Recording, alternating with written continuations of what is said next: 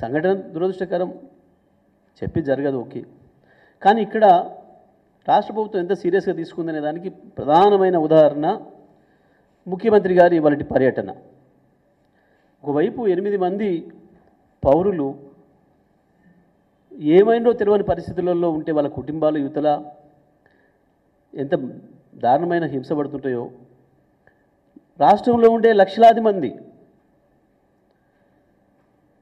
ప్రజలు ఎదురు చూస్తున్నారు. నిమిషం నిమిషం ఏమైనా అప్డేట్ వచ్చిందా, ఏమైనా తెలిసిందా, ఏం జరిగిందని ఇళ్లల్లో ఉండే మహిళలతో సహా అందరూ కూడా వాకప్ చేస్తున్నారు, అడుగుతున్నారు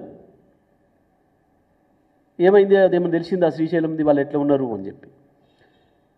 రాష్ట్రమంతటా ఇంత ఆతృత పడుతుంటే ముఖ్యమంత్రి ఎన్నికల ప్రచారానికి పోయిండు. ఇంతకు మించిన సిగ్గుమాలిన చర్య ఇంకొకటి ఉంటుందా? ఇంతకు మించిన అమానవీయమైన చర్య ఇంకొకటి ఉంటుందా?